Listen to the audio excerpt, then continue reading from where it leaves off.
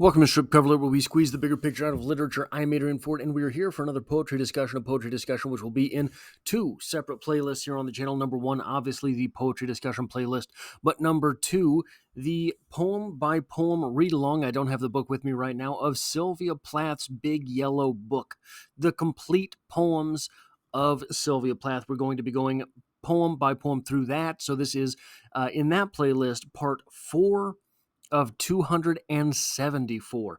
Now, I have to be 100% transparent and upfront. If you have spent any amount of time on the channel, you know that I have said time and again that Sylvia Plath is a poet with whom I struggle mightily. I do not get to read a Sylvia Plath poem and have an opinion.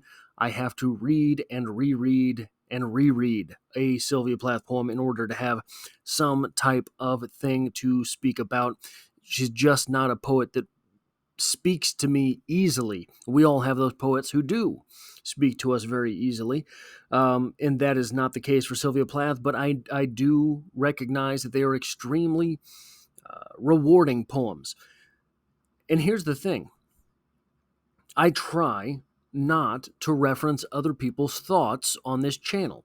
I try to offer what are opinions that might not be 100% original, but they're original to me.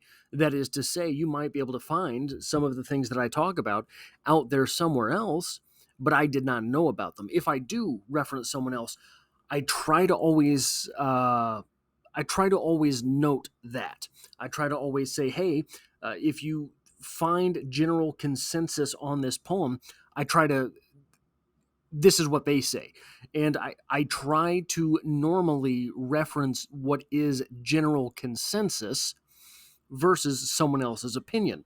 Because for a lot of poems, for a lot of stories, for a lot of novels, there is a general consensus.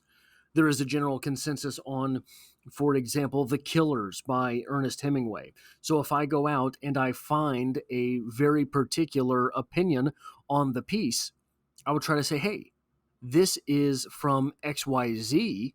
This is where I got this. My opinions are otherwise. But the searching that I did for this poem have led me to believe that no, Sylvia Plath does not speak to me, but no one knows what they're talking about when they talk about Sylvia Plath, because all of the opinions that I could find over this poem were kind of nonsensical, and they all sounded, everyone that I read, sounded as if it were English 330 and you had to write a paper and you didn't really understand the assignment and it was midnight, so you had to do it. All of it. All of it that I read. And maybe, hey, maybe that's me. Maybe I'm the faulty one here. It's 100% possible. But the poem in question here is Bucolics. So let's read Bucolics and see where we go from there. Mayday. Two came to field in such wise, a daisied mead, each said to each. So were they one, so sought they couch, across barbed stile, through flocked brown cows. No pitchforked farmer, please, she said. May cockcrow guard us safe, said he. By blackthorn thicket, flower spray, they pitched their coats, come to green bed. Below, a fen where water stood, aslant, their hill of stinging nettle. Then, honor-bound, mute grazing cattle. Above, leaf-wreathed white air, white cloud. All afternoon these lovers lay, until the sun turned pale from warm, until sweet wind changed tune, blew harm. Cruel nettles stung her ankles raw, rueful, most vexed that tender skin should accept so fell a wound. He stamped and cracked stalks to the ground, which had caused his dear girl pain. Now he goes from his rightful road, and, under honor will depart, while she stands burning venom girt, in wait for sharp or smart to die. What? What? What happened? What's going on here? So, I think, to my reading, this is a couple who has snuck onto private lands as she is hoping no pitchfork comes out with a farmer, and he's saying the cock crow will warn us if someone is coming. They've snuck onto these lands in order to picnic. Or maybe something more, possibly more. Maybe that's what's going on. There is otherwise no need to refer to them as lovers. So, bucolic. I am an idiot and had no idea what was going on in the first 2 or 3 times I read this poem because in my head, for some reason, I translated bucolics to colia. So I was thinking of, is it Greek, the four tempers? Melancholia, cholia, phlegmatic, and sanguine. I was like, what is going on here? Why are we talking about the four temperaments, etc.? But here's what it actually means. Relating to the pleasant aspects of the countryside and country life. And this is just the definition that you get if you Google the word. The church is lovely for its bucolic setting. So, interesting. That is an interest. Oh no, I didn't get the title in here. You're going to have to take my word for it.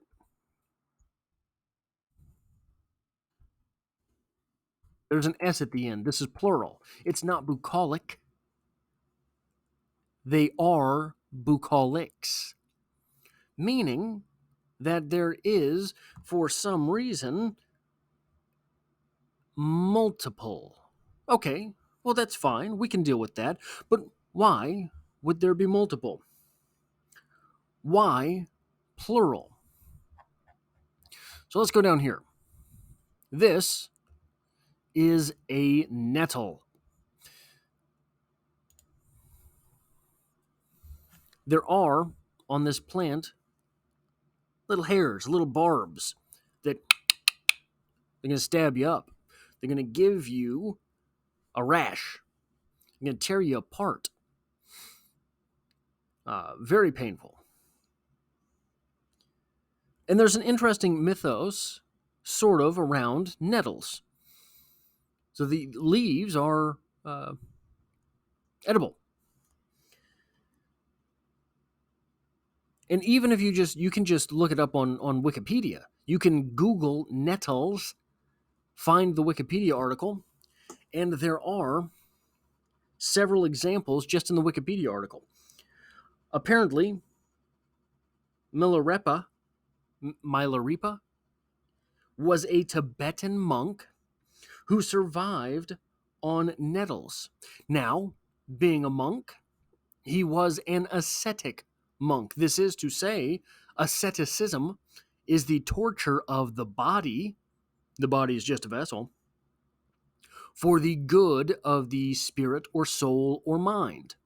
So, he lived on these nettles at the expense of his body. In Caribbean mythology, Anansi was a trickster who had to chop down a nettle patch in order to marry the princess. And in European folklore, Maid Maleen lives off of nettles while escaping her war-torn lands. So everybody's at war, everyone is dying, everything's on fire. She escapes while feeding on nettles. And here's what it seems to me is at the core of this. Why nettles? It's one of the only things that's mentioned several times in this poem. What is so special about nettles? Well, from those stories, we get the feeling that nettles are used to symbolize pain or struggle. In fact, they are used to enhance the human spirit through pain or struggle. They seem to be used in order to tell the audience, the reader, the listener, that that struggle is worth it. Think about it. For the monk, struggling with the nettles was nothing. I can do that because it's for the good of my soul. The reward for struggling through the nettles is religious enlightenment. For the trickster, Anansi, the nettle patch was worth enduring in order to ascend in life, because no longer do you have to be a trickster. If you marry the princess, you become a prince. And you get the princess. For Maid Maline, living off of the nettles was better than dying. She lived off of the nettles on her journey to somewhere else, where, of course, her struggle would continue. But it seems to be that the nettles are used to symbolize that this struggle is a struggle, but it's a struggle worth making. And the struggle, in fact, is so painful, is so deep, that these nettles are nothing. I can do this all day, baby. I can do this nettle stuff till the sun goes down. It doesn't matter to me, because the struggle that I'm actually going through is so much more painful than this. Which leads us here.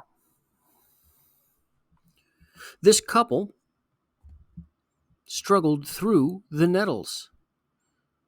What is their struggle? Now,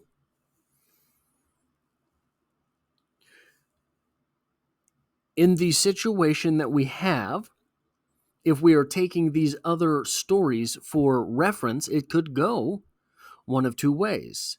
It could be, perhaps, that of these characters we have, someone is not supposed to be there. Maybe this young woman is not supposed to have a beau. Maybe the families themselves are to blame. Okay, great. That is a genuine interpretation for this poem. That is a place that you could get here. But with the, and again, I hate that I have to keep saying this in these videos.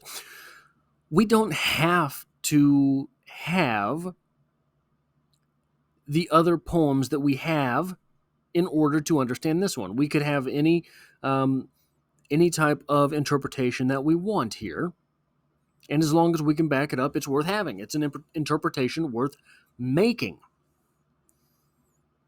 But this interpretation that I'm going to offer you is itself independent from the other literature that we have in this book of poems. However, when incorporating these other poems, it does make more sense to me. This is a very sweet moment.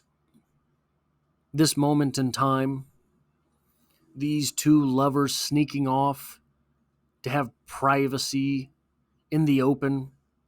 Probably many of us have been there, sharing moments like this outdoors. There's something different about it. It's a very sweet moment. But even the worst of relationships, even the most abusive of relationships, have very sweet moments from time to time. Is that what we're getting at in this poem? Are these nettles attacking us because it is the struggle that represents the relationship itself. Is this an abusive? Is this a toxic relationship itself? Is that what we have going on here? And if it is, these moments, these sweet moments pop up, boom, boom, boom, boom, every once in a while, surrounded by toxicity, surrounded by terrible relationship, surrounded by abuse, surrounded by just two people being awful to one another. If that is what is happening, then what we have in this poem is a moment that is pointed, that will have company, as there will be other moments of pointed pleasure. There will be other sweet times.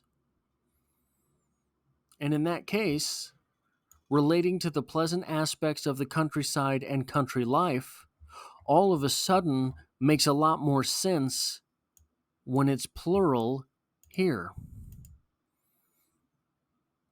These two do not share a bucolic relationship, but from time to time they get to enjoy bucolics. From time to time, this sweet, pleasant country life joins them. But not always. Not always. That is all I have for this poetry discussion. The fourth in a 274-part series on Sylvia Plath, going poem by poem through Sylvia Plath, but also around the 240th poetry discussion in the poetry discussion playlist here on the channel. So make sure you check out that playlist as well. That is all I have for this video. If you find yourself here by chance but not design, consider hitting the subscribe button in order to stick around for more, because I hope to have you back for the next.